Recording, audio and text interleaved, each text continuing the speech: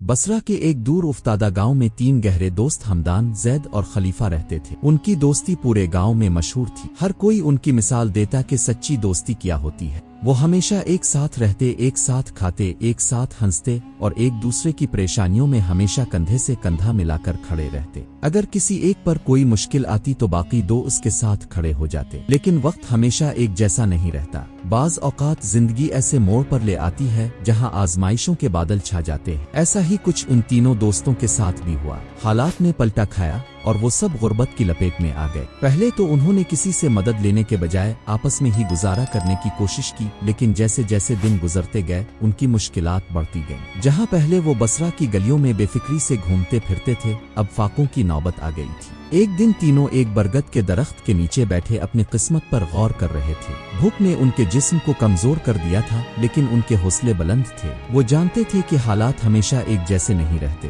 اور اگر وہ کچھ کرنے کا عزم کر لیں تو وہ اس غربت سے باہر نکل سکتے ہیں۔ ہمدان نے کہا، ہم نے اپنی پوری زندگی ایمانداری اور دوستی کے اصولوں پر گزاری ہے، اور ہم نے ہمیشہ ایک دوسرے کا ساتھ دیا ہے۔ آج بھی ہمیں ایک دوسرے کی مدد کرنی چاہیے اور کوئی ایسا راستہ نکالنا چاہیے جس سے ہم اپنی قسمت بدل سکیں۔ زید نے تائید کی، ہاں، ہمیں اب کچھ نہ کچھ کرنا ہوگا۔ ہم اس طرح فاقوں سے مر نہیں سکتے۔ ہمیں اپنے گاؤں سے باہر جا کر اپنی قسمت آزمانی چاہیے۔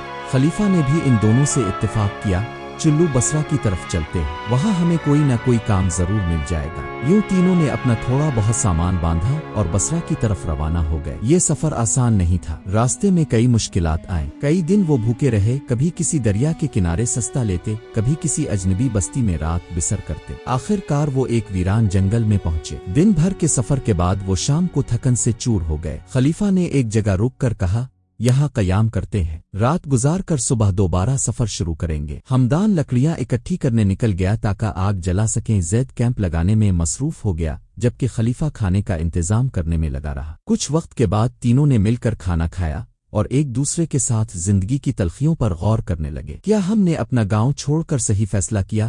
زید نے سوچتے ہوئے کہا۔ ہمدان نے جواب دیا، مسافر جب اپنی منزل کی طرف نکلتا ہے تو وہ راستے کی مشکلات نہیں گنتا، بس چلتا رہتا ہے۔ ہمیں بھی اپنا حوصلہ برقرار رکھنا ہوگا۔ وہ سب تھکن کے باعث لیٹ گئے، لیکن جیسے ہی وہ نیند کی وادی میں جانے لگے، اچانک ایک خطرناک آواز سنائی دی۔ جنگل کے اندھیرے میں وہ آواز بہت بھیانک محسوس ہو رہی تھی۔ اچانک ایک بڑا کالا سانپ خلیفہ کے قدموں میں آ گیا۔ وہ کاٹنے ہی والا تھا کہ زید اور ہمدان نے فوراً خلیفہ کو پیچھے کھینچ لیا۔ خوش قسمتی سے خلیفہ سانپ کے زہر سے بچ گیا، لیکن اب وہ کیمپ میں نہیں رہ سکتے تھے کیونکہ وہ سانپ کسی بھی وقت دوبارہ آ سکتا تھا۔ تینوں نے فیصلہ کیا کہ وہ رات کسی محفوظ جگہ پر گزاریں گے۔ وہ اندھیرے میں سفر کرنے لگے اور کچھ دیر بعد ایک جھونپڑی نظر آئی جس میں روشنی جل رہی تھی۔ وہ روشنی ان کے لیے امید کی کرن تھی، لیکن بغیر اجازت جھونپڑی میں داخل ہونا انہیں مناسب نہ لگا، اس لیے وہ باہر ہی بیٹھ گئے اور دن کے نکلنے کا انتظار کرنے لگے۔ سحر ہوتے ہی جھونپڑی کے اندر سے ایک بوڑھا شخص باہر آیا جو عبادت کے بعد لوٹا تھا۔ اس نے ان تینوں کو دیکھا اور ان کی حالت پر رحم کھایا۔ بیٹا اندر آ جاؤ، بوڑھے نے شفقت سے کہا۔ بوڑھے نے انہیں کھانا دیا اور ان کی حالت دریافت کی۔ جب اسے معلوم ہوا کہ وہ روزگار کی تلاش میں ہیں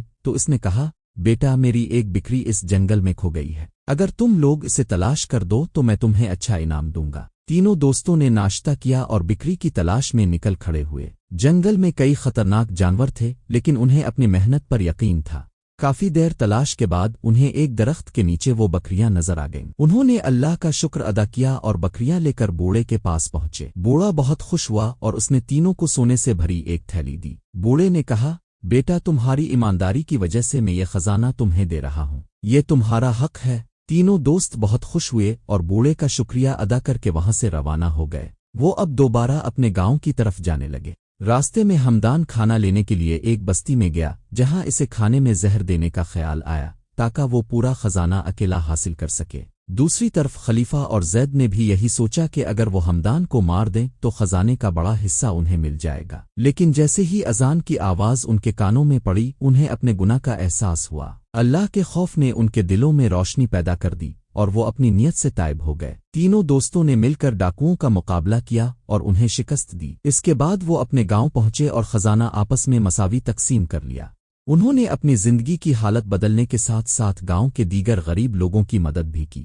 یہ کہانی ہمیں سکھاتی ہے کہ دوستی، ایمانداری اور صبر سے زندگی میں ہر مشکل پر قابو پایا جا سکتا ہے۔ اگر انسان لالچ میں نہ آئے اور سچائی کے راستے پر چلے تو کامیابی اس کا مقدر بن جاتی ہے۔ دوستوں، اگر یہ کہانی پسند آئی ہو تو اپنی رائے کمنٹس میں ضرور دیں اور چینل کو سبسکرائب کر کے بیل آئیکن کو دبا دیں۔ شکریہ۔